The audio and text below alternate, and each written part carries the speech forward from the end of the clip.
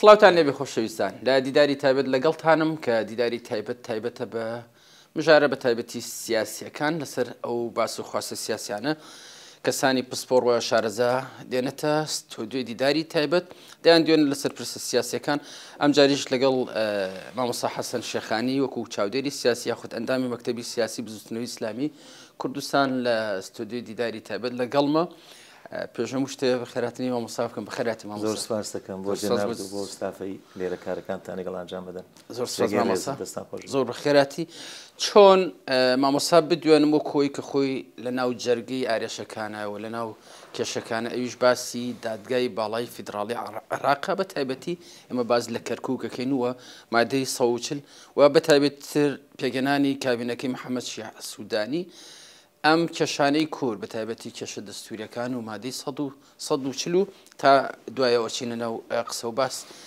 ئەرکی سەرکردایەتی کورد چییە و چۆن مادەی 140 کارا کاتەوە بە فعلی کارایی کاتەوە و ئەو دەستورە جێبەجێکە هەنگاوەکان تا ئێستا چین وە دیدی مامۆستا حەسەن شێخانیم ئەوێ گەشتبینە یاخود ڕەشبینە بە تایبەتی ترکە ئێمە ڕەوشی ئێستا کە کەرکووکە بینینەوە ئەنی ئەمەوێت لە جەنابتان بپرسم کە چ جۆرە. زۆر سپاس دەکەم پرسیارەکە بەڕاستی چەند جەمسەرێکرێتە خۆی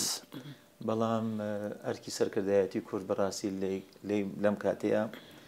ئێمە وەکو بزنەوەی ئیسلامی جاری خۆمان ئەرکێکی ئاینی نیشتیمانی ئەخلاقی و هەموو سەرکردەکانی دیکەش کێمە کە زۆریان بسڵمان و خەڵکێکی ئەوەتان ئاینیان خۆش ئەوێ و لە ناو کووردا بزاوی ڕزگاری خوازی گەلەکەمان هەمووی زۆری خەڵکی ئایندۆز بوونە. ئەرکی سەرکردایەتی کورد بەڕاستی لەم قۆناغەیە زۆر قورسە لەبەرەوەی ئێمە مێژوویەکمانەیە ئەم مێژووە نزیکەی 100 ساڵە 90 تا 100 ساڵ ئێمە گەلی کورد پراوێز خراوە و قەلاچۆ کرێت و ئیبادەی جەماعی جیناسای دەکرێت و ئێمە لە هەر چوار پاشی کورسانە بینین ینی لە سیەکان لە کوردستانی تورکیا چی بە کورد کرا، لە چلەکانە لە کوردستانی ئێران چی بە کورد کرا، لە نەوەتەکان لە کوردستانی عێراق چی کرا، ئەسڵەن کوردستانی با بڵێن ڕۆژئاوا تەنانەت جنسی سووریانش ینی هاوڵاتێکیان پێ نادا. ئەمە کێشەیەکە لە دوای ڕێکەوتنامەی با بڵێن سیڤەر لە دوای ڕوخانی دەوڵەتی عوسمانی نەتەوەکان زۆری ینی مافی خۆیان بەرکەوت بوونە خاوەن دەوڵەت و بوونە خاوەن ئاڵاوە بۆ خاون و ئەو پێگەی کەوا نەتەوەی گورتەکان پیان ئەوترێت دەوڵەتداری. کورد لێرە هەستەمێکی زۆری لێکرا لە ئیتفاقی سیڤەرە کە ئاخشت عوسمانیەکان واژویان کرد لەسەری لەگەڵ بریتانیا و لەگەڵ فەڕەنسا لە مادەی 62 63 64 دانیان بەوە ناکەوا لە باکووری کوردستان دەوڵەتێک بۆ کورددا مەزرێ و ماوەیەکی دیکە ویلایەتی مووسڵ کە مەملەکەتی کوردستان بوو کە باشووری کوردستانەکە بخرێتە سەر ئەو مەملەکەتە ئەو دەوڵەتە. ئەمە عوسمانیەکان ئەم حەقیان داوە کورد لە 1920 کە لە ئیتفاقی سیڤەری پێڵێن لە 8 ئابی 1920 لە فەڕەنسا ئەمە واژوو کراوە. ئەمە وەکو مافێکی ڕەوای گەلی کورد ئەمە چەسبیوە. ئەمە بۆ عدەمێژەکەی کە سیڤەرە دوای سیڤەر باز لە لوزان تامان دوو پایتەخت دروست بوو نەتەوە با بڵێن پەرستەکان و ئەوانی شۆڤێنەکانی تورک لەوێ حزبی ئیتیحاد تەرەقیان دروست کرد کە حزبێکی نەتەوەی سرف دژی هەموو نەتەوەکانی دیکە تەنانەت نەک بەس کورد ئەرمەن و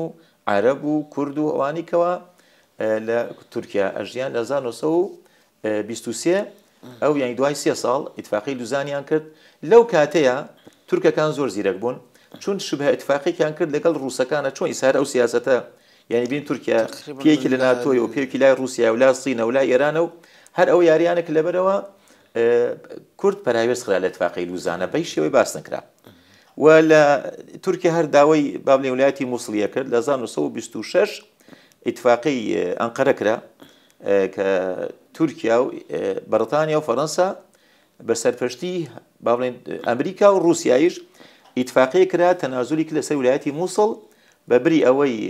لە سەدەی داهاتی ویلایەتی مووسڵ کە مەملەکەتی کوردستان بوو بدرێت بە تورکیا. بەڵام تورکیا لەو کاتێ پێویستی و پارە زۆر بوو داوای نەقدیک لەو کاتێ 500,000 جونەی ئیسرائیلی درا بە تورکیا کە ئیسا ئەوان جاجە لە پرۆپاگاندەکانە باسی ولايەتی موسڵتان وەز ولايەتی کرداوە مافی تورک نەماوە کە ئەبەدەن هەر ئەگەر وزاری خارجی عێراق گە بتوانین نەتوی گورتۆکان لە ئەرویقەی نەتباسی ئەوە بکەوە مەسەلەمە بە اتفاقیان دەوڵەتی خۆ بە ئاسانیە داوای وڵایەتێکی یا پارێزگارێکی ئەو بکە ئەمە باسەکە ئێمە دالێریا کۆتایی بێنە سەر باسی خۆمان ئێمە لەناو وڵاتێک ئاژی ناوی عێراقە ئەم عێراقە لە هیچ قۆناغی مێژوویە وڵاتی یەکگرتو نەبووە هە لە ئەکادیەکان هە لە ئاشووریەکان هە لە سۆمەرەکان یعنی لە بابلیەکان هەمووی بێنە کە میدەکان کە با بڵێن باوە گەورەی ئێمەن ئەوانە هەرگیز عێراق وڵاتی یەکگرتو نەبووە ئەم عێراقی کە ئیستا دروست بووە کە بەم خەریتەیە بەم نەخشەیە من لە کۆنگرەیەکە لەگەڵ پیاوێکی سعودیا بۆ مناقەشەماوتی ئەو کوردەکان بۆ دەوڵەتیان نییە مەژوتم پرسیار لە ژناب دەکەم وەکو میتۆدێکی وەکو فکرێک و چەمکێکی بسڵمانانە ئایا بەرتانیا و فەرەنسا دوو دەوڵەتی کافرن یا بسڵمانن دوو دەوڵەتی کافرن یوتم باش ئەو دەوڵەت کافرە سایکس و بیکۆیەکان نرد و پیاوی کافریان نرد ئەم وڵاتی ئەمیان بەشکرد بۆ 4 پارچە ئیسا ئێوە سعودیە و با بڵێن وڵاتەکانی بسڵمانان و ئێران و تورکیا ومەی ئەڵێن ئەو دابشکردنی کە ئەو کافرانە کردیان شتێکی مقدسە و نایە دەستکاری بکرێ 50-60 ملیۆن کورد دەزەگرن بە ینی کفری کافرانەوە چونەبی ئەوە حقیقەت ینی وتی حقیقەت ئەو قسەکەتە ڕاستە لەبەرەوە زوڵمێکی جوگرافی مێژووی لەگەلی کورد کراوە ئێمە لەناو ئەم ململانەیە دروست بووینە یعنی ململانێکمان لەگەڵ تەرەفێکی شیعەگەرایی هەیە کە ئێرانە تەرەفێکی نەتەوەی گەرایی هەیە کەوە تورکیایە لەم لاوە خەڵکی شۆڤێنی حزبی بەعس و ئەوانە چیان بە کورد پرۆسەی ئەنفال و کیمیابارانی هەڵەبجە و ئەوانەی کە دروست بوون لە وڵاتەکە ئێمە کەم بە کورد نەکراوە یعنی سێمە خاوەن قوربانێکی زۆرین لە عێراق خۆ دەزانی مەزلومیەت ئیستا بۆتە پرنسیب و مەبدەیەک خەڵ ئیشی لەسەرەکە ئیستا شیعە تەماشاکەی 1400 ساڵە لەسەر پرنسیپی مەبدەئیەت مەزلومیەتی ئیمام حوسێن و تەماشاکەی چی ئەکات ینی ئێمە بمانەوێ نەمانەوێ ئێمە خاوەن مەزلومیەتێکی زۆر گەورەین ئەتوانین ئیش لەمە سەرمە بکەین هاتین کورد خەباتی کردووە دوای شۆڕشەکانی شێخ سەعیدی پیران و با بڵێن ئیتر مەلام سەفای ڕەحمەتی و با بڵێن خەڵکی زۆر شێخ مەحموود و خەڵکی زۆر هەر لە شۆڕش بەردەوامە کورد نەوەستاوە لە خەبات و تا ئێسەیش هە لە ڕاپەڕیدایەوە لە خەباتایە هەر بەردەوامە لەبەر ململانەکە بەردەوامە کورد نەگەشتە حەقی خۆی ئەبێ ئەمە تا ئەگەینە حەقی خۆمان ئەم ململانەیە بەردەوام بێ و ئەمە جعلێکی لای خوا وای کردووە کەوا مرۆڤەکان تانسەر ناو تورکا خۆیان ململانیان هەیە 6 حزب بەرامبەر ئۆردوگان یەکگردە لە ئێرانە ئیسلاحیەکان و کۆترەکان و بازەکان هەیە لە سعودیە هەیە لە هەموو شوێنەکانەوەیە ململان کارێکی سروشتیە ینی شتێکی خوایە وای کردووە بەڵام چۆن بزانی ڕەفتار لەگەڵ بەرامبەرەکە تا بکەیت ئێمە ئەم ململانی ئەم شۆڕشی کردمان ئەم خەباتی کردمان هات یعنی ڕژێمی پێش و ڕژێمی بەعس خراپترین سیاسەتی لەگەڵ کورددا بەکارێنە یعنی تۆ تەسەورەکەی لەو کاتەیە پرسیارە لەم مامۆستالەوەی کە بە تایبەتی لە دوای 2023 ینی ئەوەی کە دەسەڵاتی بەعس توانی و لە قدرت و لە توانایە بوو بەرامبەر بە کورد ینی تاوانی ئەنجامدا بەڵام لە دوای 2023 من وەکەوەی کە چاودێریم کرد بە دەستور بە یاسا ینی بە کۆی ئەمانەی کە دەستوری عراقی لە دوای ینی 2005 کە نووسرایەوە خراپتر لە بەعس ئەکرێت ینی ئەهێنرێ بەسەر کورد بە تایبەتی لە ناوچەکانی دەرەوەی ئیدارەی کورد من ئەڵێم ئەوە بڵێم ینی ئەوانەی کەوا دوای سەدام هاتوونە ینی شێوازی بیرکردنەوەیان ئەگە سەدام قەوم بێ ئیسا قەومی و مەزەبیشە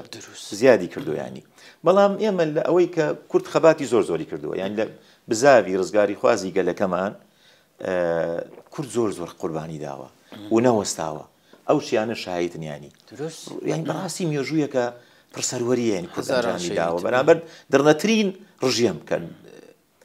بەڵام لەگەڵ ئەوەیشتا ئەو هەلە مێژویانی کەوا بۆ کوورد هاتەکایەوە زۆر باشتر بووە لە خەباتەکەی سە بۆ نمونە ئەگەر عێراق خۆتان زانین لە نەوەتویەک هەرچی حزبە کورسانەکانەیە بە ئێمەیشۆ یعنی توش یەساتی مەیئوز بووین کەوا بەرامبەر سەدام حوسێن تازە پێشمەرگایەتی و خەبات وەمانە سوودی نییە تەماشاکەی سەدام لە ملیۆر خۆیان ڕۆ کۆی دەگرێت دەرهاوێشتەکانی داگیرکردنی کۆی چی بوو ناوچەی ئارام بوو ئەو کۆڕەوە کە دروست بوو 3 ملیۆن کورد کۆچی کرد و چونە شیعەکان و چونە تورکیا و چونە ئێران وای لێ هات ناوچەی ئارام دروست بوو سەرەتا یانی ئێمە دوو قۆناغەیە لە مێژووی کووردا لە مێژووی خەباتی کوردی عێراقا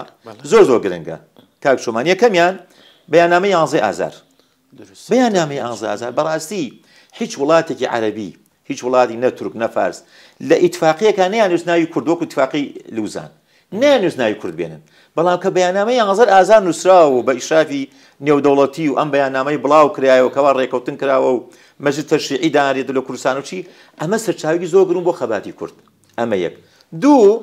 ئەو کاتی وەکو دانپێدانانێ بۆ ئەو کاتە دروست یعنی ئەو لە تایسە لە ئێران شتی وا بووە بڕۆ دەستوری ئێران بخەرەوە باسی دینەکە دەستوری ئێران با دینەکان با جوولەکە باسی مەسیحی باسی ئەمەکە بەڵام باسی نەتەوە ناکە لە دەستوری ئێرانە بە هیچ شێوەیەک هیچ نەتەوەی باس ناکە بۆ باسی زمانەکانیان نەکا باشە اینجا قۆناغی دووەمی دوای 11 ئازار چی بوو قۆناغی ئەو ناوچە ئارامە بوو کە لە کوردستانە دروست بوو ئەو ناوچە بڕیای 1970 نەتیۆگرتەکان کە ئێمە نزیکەی لە 91 تا 2023 12 ساڵ 30 ساڵ ئێمە سەربەخۆ بووین دراومان جیاواز سیاستمان یعنی سەدامیش مابوو یعنی لە بەغا ینی ئیسە دەسەڵاتدارانی بەغا چی منەتێ بەسەر کورداکەن ئێمە خۆمان سەربەخۆ بووین ئێمە چۆن ویلایەت ینی کاتی خۆی کە عێراق پێکێنرا یعنی تاریخی عێراق یەکەم ئیعلان بۆ دەوڵەتی عێراق لە 21 ئابی 1921 بوو باشە لە 23 مەلیک هەر ئاب هەر ئەمان دوو ڕۆژ دوای وسا مەلیک فەیسەڵ هات لە بەغا حکمی کرد عێراق چنێ بوو عێراق بەس ویلایەتی بەغا و بەسرە بوو دوای 5 ساڵ لە 1925 ڕاپرسی ڕیفراندۆم کرا لە عێراقا ڕیفراندۆمی وەک ڕیفراندۆمەکەی پێشومان نەبی ئەمەی 2007 نە لە 25 نۆ ڕیفراندۆمی وجەها بوو بەس سەرکردە و هۆزەکان و شخصیات و کەسایەتی بوون ئایا ئەم مەملەکەی کوردستانە کە شێخ مەحموود مەلیکێتی کە ویلایەتی موسیان پێوت تورکەکان ئایا بخرێت سەربەغایان نەخرێتە سەربەغا بخرێت دەوڵەتی عێراقی ئەو کاتەیە یعنی هاوکێشەی لای بریتانیەکان وا دروست بوو شیعە زۆرینەیە کوردیان بە سونە دانابوو سونەیش کەمی نەبوو وتیان با کورد و سونە کە سونەن ئەمانە بەرامبەر شیعەکان هاوسەنگیە بۆ دروست بۆ داهاتوو بۆ مەسی تەشریعی بۆ پەرلەمان و ئەو بابەتانە کوردیان خستە ئەو هاوسەنگیەوە ئەنا لەو کاتەیە کە ئیستیفتا کرا خەڵکێکی زۆر دەنگی نەدا حتا سلێمانیەکان ئێرە خەڵکی سلێمانی دەنگی نەدا دەستەسەوڕی لەسەر کێشەی توتن ئەمە توتنەکەمان ئێمە حەزەکەین بە ئێرانی فرۆشی نەک بە عێراق یعنی ئەو مەسەلەتەوە یەک گرنگە چوو ئەو بابەتان بابەتێکی اقتصادیەوە باسی ماسیش ئەکرا ماسی کوردی نەفرۆشە یاخۆ ماسی لە لام گرنگە باسم لەوە دێ یعنی کاک چۆن ڕوخسەدم دەی یعنی ئەو قۆناغە زۆر مهم بوو تێکە تەماشاکەی لەو کاتەیە عێراق یعنی عێراقیەکان سایکۆلۆژیەتی عێراقیەکان چۆنیە طبیعەتی نفسی عێراق وەکو عەلی وەردی باسێکا چۆنیە لەو کاتێ داوای بریتانیەکانێکم بڵێ ڕزگاریان کە لە دەست عوسمانیەکان ئەڵێن داگیرکرد کە بریتانیەکان نای ڕزگاریەکەن اینجا شۆڕشەکە نایە شۆڕشی تەور العەشرین شۆڕشی بیستەم دژی بریتانیەکان هەمیشە کەسایەتی پارادۆکس سیاسەتێکی لێکدژ و ینی متەناقض هەیە لە متەناقض عەبەثیەت فەوضەویەت هەموو شتێکی تایە حتا مەلیک فەیسڵ خۆی ئەڵێ یەکەم مەلیکی ئەڵێ من شخصیەتی عێراق دائما حەزیان لە انقلاباتە و دائما لەگەڵ ئەوەیە کە زاڵە ینی دائما ئەوەشە کە خەریکە بایلارە پێلەقەی لێدەن ئەیکەوێنن جا تەماشاکەی لەو قۆناغەیە لە ساڵ 2023 عێراقیەکان داواکەن لە ئەمریکیەکان بێن ڕزگارێکیان دەست سەدام بسێن تەماشاکە کە ئەمریکان ڕزگاریانەکەن هەم ئیسا شۆڕشەکەن دژی ئەمریکیەکان ڵێن تۆ داگیرکەری دەرەوە لەم دوو قۆناغەیە قۆناغی ئەوەی کە ویلایەتی موسیان خستە سەر مەملەکەی کوردستان خستە سەر عێراق ئەمە قۆناغێک بوو قۆناغی دووەم لە 2023 کە ئێمە لە 91 تا 2023 و 2004 تقریبا کیانێکی سەربەخۆ بووین دووبارە ئێمە خرایانە سەر بەغدا هاتین دەستورمان نووسی دەستورمان نووسی بەڵام بە شروعی ئێمە بە کۆمەڵی داواکاری کورد کەوا سیستمی ئیتیحادی فیدرالی لە عێراق دەستپێ بۆ کورد بۆ ناوچەکان دیکەیش ئەلێرەوە باسەکە دەستپێکات دروست منیش ئەوم ئەوێ بەڵێ ئێستا لە ینی ئەوەی کە من لە ئەکاونتەکەی بەڕێستانە ینی بابەتێکی قوڵی یاسایی و نووسیەوە لەسەر بە تایبەتی ینی دادگای فیدراڵی عێراق چۆن ئەرکەکانی جێبەجێکە بە تایبەتی کە لە دەستورە سەرکردایەتی کورد لە دوای بە تایبەتی تر ئوستاز لە لام گرنگە کە لە دوای ڕووداوەکانی 16 ئۆکتۆبرەوە ینی چۆن لە بەعس خراپترێن بەسەر کووردا چۆن ئەوانە چارەسەر بکرێن لە دەستپێکی پرسیارەکەشمان لەوە بوتم گەشتبینی یاخود ڕەشبینی بە تایبەتی ئەم وەجە تازانە ئەمێت و ئەوی تر ئەو بۆ ئەخیر پرسیارن گەشتبینەکە ئینشاءڵڵا ڕەشبینەکەمان خۆی دادگای باڵای فیدرالی حەقەت من تێبینیەکەم لەسەر ئەو دوو ئەندامی کوردی تایە عادەتەن وایە کاک چۆمان کەوا بەرنامەی هەر پرۆسەیەکی یاسایی دائەنرێت ناو دادگای باڵایە پێش هەفتەیە بە هەموو ئەندامانی دادگای باڵا ئەدرێت ئەی خوێندنەوە ڕاوێژکاری یاساییان هەیە ئایا ئەو دنیۆرە کووردە کەوا ئەو بڕیاریان داد کە دژی با بڵێن دۆسیی نەوتی کوردستان ئەو نوێنەرەی کە دانێکیان پارتی و دانێکیان کێتیە ئایا سەرکردایەتی کوردیان ئاگادار کرد باشە بۆ ئەستەن دیسابەکەتان تەواو کرد بۆ لە کۆبنەوەکە بەشدار بوون بەس من لەوە تێنەگەی بۆ واژووتان کرد چۆن دوو کورد قەزیەکی یاسایەتجی نەتەوەکی خۆیان کە نوێنەرایەتی دوو ئەی مژدی پرسیارەکە لێ خۆم نووسیمە ئایا سەرکردایەتی کورد ئیستەیش ئایا لێکۆڵێن لەگەڵ ئەو دوو سەرکرد دو ئەو نوێنەری کووردا کرد بانیانیان کرد وەکو بەعس گەشتیتە چی یعنی ئەوان نوێنەری کوردن و نوێنەری دوو حزابی گەورەی نێو هەرێمی کوردستان نوێنەری تو ناکات ئەگەر نوێنەری تو کات تۆ معقوڵە لە 2014ەوە حکوومەتی عێراق بوجێ لێ بڕووی موچەی لێ بڕووی شایستەکان مادەی سەوچت جێبەرجێ ناکە لە 2004 تا 2007 آخر ماوە بوو هیچی بەرامبەر تۆ نەکردووە دژادی تەکات ئەوێنێ بکانی تۆز لاواز کات هەموو سەروەری کوردستان پێشێ لێکرێت دیفاع لە تۆ ناکە بەری لە تۆ کە سەروەری عێراق بەگشتی لەبانەوە دێت دوو بڕیا لەسەر دۆسیێنەوەدا کە قوتی خەڵکەکەیە تۆ ڕێواژی شێکەڵی بڵێ با ئەو دۆسیێنەوتە تەسیم بەغا بکرد و ڕابگرێ هۆچی کۆمپانیەکانی دەرچێن دەرەوە بەڕاستی ئەمە یعنی منەڵی ئەوە ناڵی نوێنەرایەتی کورد ناکەن ئەگەر نوێنەرایی کوردیان بکردایە پێش وەختە ئاگاداری سەرکردایەتی کوردیان بکردایە و ئەو بڕیای من بەشداری ناکەین و کۆنگرە ڕۆژنامەی مؤتەمەری صحفیان بەستایە بتە ئێمە لەم قەرارەی بەشداری بەڕاستی ئەو ئەیسە بۆ پاشگەز بوونە تۆ باشە ئێمە لە هەموو ئەو کابینانەی دروست بوونە مادەی 140 دۆسیەی نەوت و ئەو بابەتانە کەوتیانە خۆی لە سوورانسا وەڵێ دۆسیەی نەوت و ئەوانەی ئیقلیمە هەرێم و ینی خۆی وشەیەکی دەڵێ مەعان ئیدارەی ئەو با بڵێن دۆسیەی نەوت و داهاتەکانی بە پێکەوە بێت ئەوانەی پێش 2023 بوو ئەوانەی 2023 جیاوازیە کۆمپانیەکان ئێ باشە ئەمە تۆ ئەزانیە مەدژی گەلەکەتە بۆ بێدەنگ ئەبی باسەکە لە متان ئەندادگای باڵای فیدرالی خۆی ئاگادارە خۆوانەی کە نوێنەری ئێمە دوای چۆن ڕوونکردنەوەیاندا وتیان تەماشاکەن ئەمە لە کابینەکەی جەعفەریەوە هەتاکو کابینەکەی علاوی پێشتر دوای مالکی ئەوە تا هەموو ڕێکەوتنەکان لەگەڵ کابینەی حکومەتی عێراقا حکومەتی کوردستان کردوێتی هەموو کۆمپانیەکانی ئاگادار کردووە ئەمە ئەوها بووە ئەوە هەموو شەفافیت بووە لە ئیشەکە ئاگاداریان کردوون بەڵام ئەو بەغانایە مامەڵە گەڵا بکات توش ڕێواژویەکە لەسەرەوەی قوتی خەڵکی بڕێ بەڕاستی ئەو کارێکی ناومە زۆر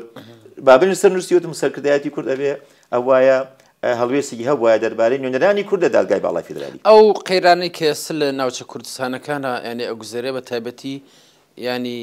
دەستەی ئاماری ناوچە کوردستانەکان ئەڵێ 15,000 کورد لە خانەقین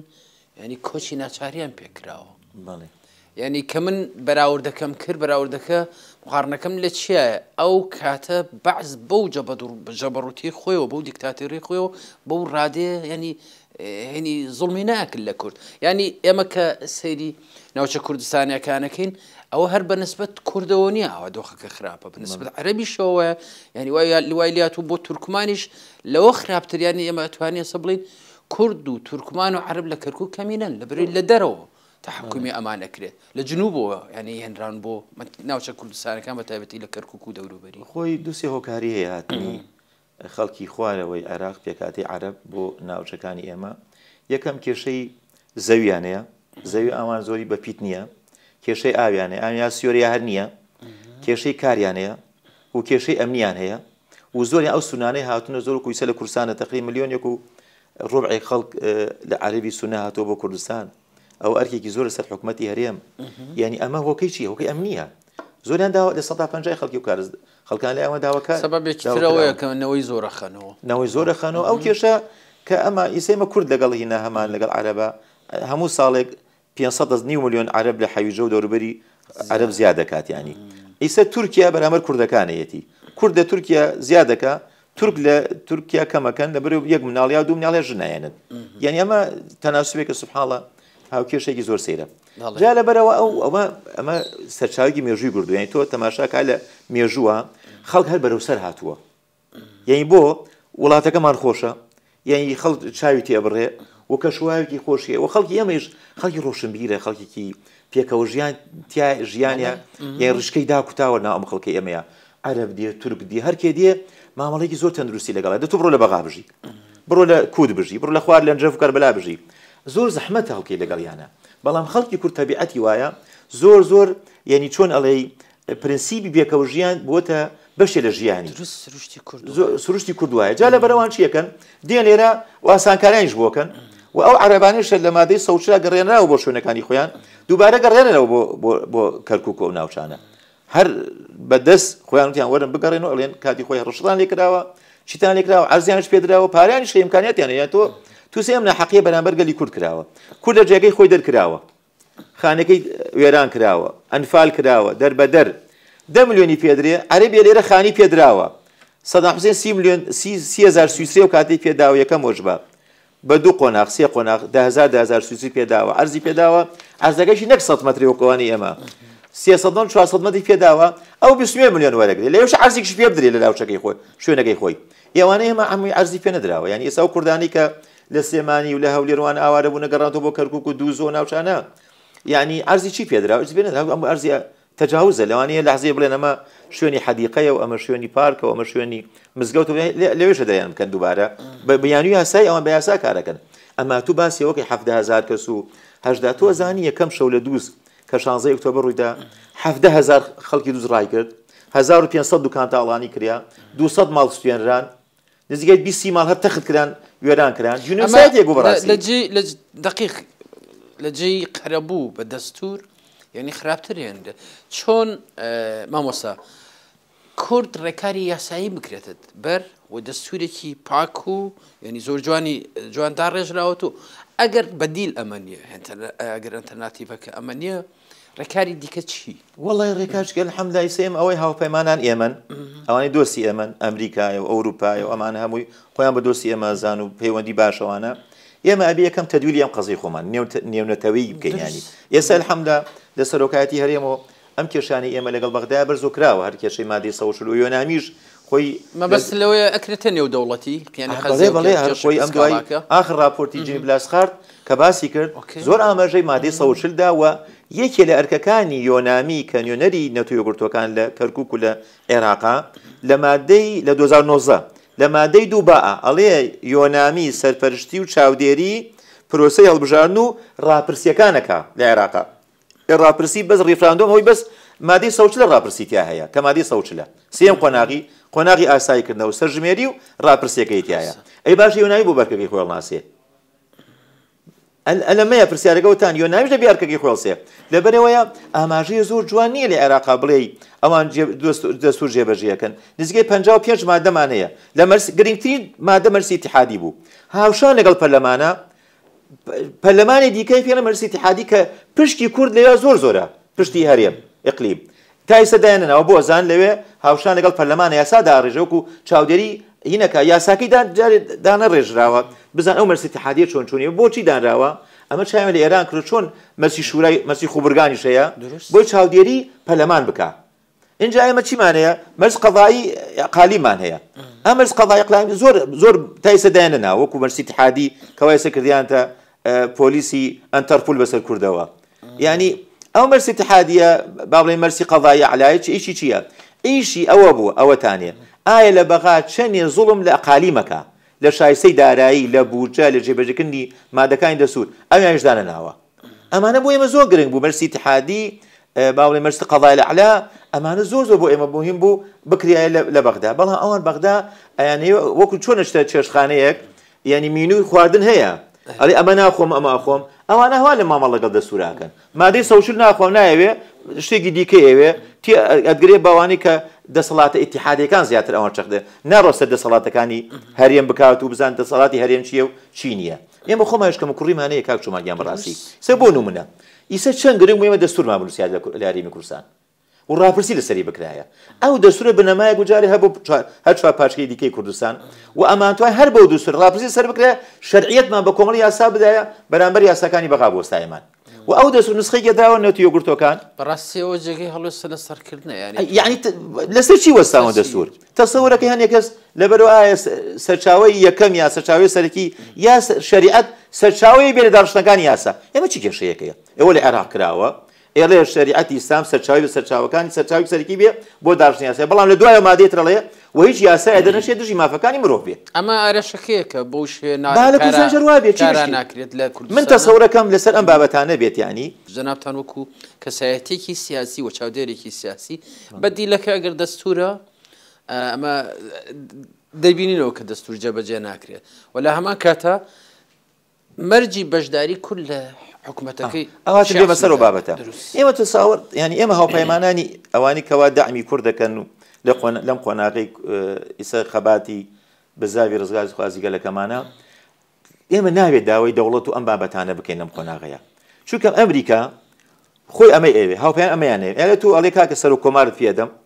جێگری سەرۆکی پەرلەمان پێدەم جێگری سەرۆکی ئەنجومەنی سەرۆکیان پێدەم وزارەی خارجی چەند ساڵاوە دەست کردو وزارەی داد چەندین وزارەی گرنگ ئەوە دەست کردو ئەڵێ ئەمان پێدە ناو پەرلەمانیشە وەرە بخۆت کورسی بێنەوە بۆ خۆت بەڵام چی پرسەکان دێ دەکایەوەی کە لەوانە کەوا دەرکردنی هێزەکان هێزە بیانیەکان لە عێراقا تەماشای کوردە چوە دەرەوە و ئەوەی ئەو مکاتەباتانەی کەوا لە ئاسی سەر و کۆمار و لای سەرۆکی وزارەی خارجیە کرێ هاوپەیمان ئاگادار بن ئەمەی لە توگەرەکە لە تورکیا شەروای لە توگەرەکە و لە سووریاش لە عێراقیش ئەمەی لە تۆگەرەکە ئەبێ لەم قۆناغەیە ئاسی داواکارێکانت لە کۆنفیدرالی زیاتر نەبێ چکەم هاوپەیمانان پشتگی لێ ناکەن لەم قۆناغەیە چکەم لە بەغدایە تۆ پۆستی زۆر مهم دووە یەکێ لەوانە سەر و کۆمار پێیان ڕاعی دەستور ئێبار سەر و کۆمار تو چەند ساڵە ئەم پۆستەت وەرگردووە کە ئێمە ینی خەتای بەشی خەتای کوردی تایە بۆ نمونە سێکە عەرەب تەماشاکە یەک پۆستێکی مەحافزەیە لە کەروکا سێ چییەکا بە کورد ئێبار تۆ معقوڵە سەر و کۆمارێک تەبێ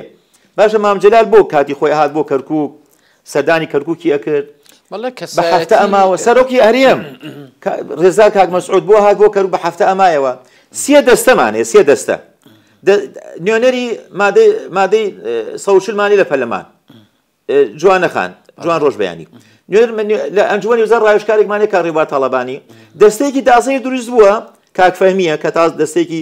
ناوچە دابڕێڕەوەکانی هەرێ ئەم سێ دەستێ تا ئێستا نەبینێ کۆبنەوەی پێ کۆ بکەن بێنە کەرکووش کۆبنەوەی بکەن لەگەڵ سەرۆکی هەرێمە کۆبنەوەی بکەن لەگەڵ حیزبە کوردستانیەکانە کۆبنەوەی بکەن سەرۆکی کۆمار بانگیان بکات لەگەڵا کۆبنەوەی بکەن کۆی ئەم قسانە مامۆستا من کاتم نەما بەڵام پرسیار و باس یعنی لەوە زیاتر هەڵەگرێ کۆی ئەم قسانە ئێمە گەێنێتەوەی کە دڵی کوردستان ینی ئومێدێکی پێکرێت بە تایبەتی لە دوای ئەم کابینەوە وەڵڵاهی من ئەزانی چۆن ئەو تەماشای مێژوو بکە کاک چۆمان لە مێژووە هەرچی گۆڕانکاری لە دروستی نەخشەیە بووە لە جەنگە جیهانیەکانە بووە جەنگی جیهانی یەکەم چەندین دەوڵەت نەما و چەند دەوڵەت دروست بوو جەنگی جیهانی دووەم هەراوە ئیسە بەرەو جەنگی جیهانی سێمە چیت ئێستا لە ئۆکرانیا و رووسیا شەڕە لە نێو خەلیج و کەندا و ئێرانە شەڕە لە نێو سین و تایوان و یابانە شەڕە کەواتە دەوڵەتە تورکیا و یۆنان کێشەیانەیە ئەوە سووریا کێشەی هەیە تورکیا و یۆنان کێشەی هەیە سوربیا و کۆزۆڤۆ کێش ینی جەنگە جیهانیەکە دەرگای هەموو وڵاتەکانی کردووە تورکیا سەر ڕۆژاوە ینی وەکو ئەیوانیەکی ئارام دروست یعنی سەرەتای نەخشەی ئیسە دەستی پێ کردو بڵێ چۆن تەماشاکە چوار هەرێممان لە ئۆکرانیا ڕیفراندۆمیا کرد خراوە سەر رووسیا ئەوە نەخشە گۆڕی نییە من ئومێدم هەیە گۆڕانکاری ناوچەکە بێ جەنگی جیهانی سێم هەبێ چەند دەوڵەتی دروستە بێت چەند دەوڵەتێکیش نامێنێ گچکاکێندا بکەن بەشی لەوانە ژمارەیەکە زۆر گەنگە و ژمای کە کوردە لە ناوچەکەیە بە ئومێدی ئەوەین ئەنا تۆ چاوەڕێی خۆمان بکەین هەوڵی خۆمان و خەباتی خۆمان و دژایەتی نێارەکانمان زۆر دژوارە لەگەڵ یەکە زۆر دژوارە بەڵام قەزیەکان بە هەڵواسراوی ئەمێننەوە گەرنا بێ مفاجئەیەکی وە من ئومێدم چەنەمە تراژیدیایە و بەرەوەی شاشین وە 24 حوتی 2023 ڕێکەوتناوی لۆزان نامێنێ ئەمە چۆن ئوستاز وەکو پێشبینی وەکو کە ڕێکەوتناوی نوزال ماوەکەی تەبعاً ڕێکەوتناوی نوزال 200 بۆ 100 ساڵ دانراوە 24 تەمموزی 2023 یعنی تقریبان 7 مانگیکە 7 مانگ و 24 ڕۆژ نامێنێت کورد لەم قۆناغەیە زانی چی بکات ئێمە بڕۆین لە هەشتی ئابە ئەوان چۆن چوون لە لوزان کۆنگرە ئەبەسون مەعەلەسەف جێگەی داخەین نوێنەر کوردە ڕوا بۆ لوزان ئەی تو بۆ ناڕۆ لە سیڤەر لە فەڕەنسا لە هەشتی ئابە هەچی سەرکردەی کوردی لە ئەو بینایەکەوە ئیتفاقی سیڤەریان لێ کرد هەچی سەرکردەی کورد لێیە 10,000 2000 کورە ملیۆنی خەڵکە کۆکە مەڵێ من داوای ئیتفاقی سیڤەرەکەم کە حەقی کوردی تیان نووسراوە بۆ باسەوە ناکەی بۆچی بۆ کۆنگرە لوزان بەشدارێکی بوو پار دوو نوێنەر چوو بوو لێوشە کردیانە شەڕ ڕووزەردیان کردی ئەمە یەکێشەکە مامۆستا حەسەن شێخانی وەکو چاودێری سیاسی لەمان کاتاندامی مەکتەبی سیاسی بزوتنەوەی ئیسلامی کوردستان زۆر بەخێراتی لە مامۆستا دەستێوەش خۆش بیان خۆ برادرانە خۆشەویستان ئازانی وەش هەمیشە تەندروست و کامران بن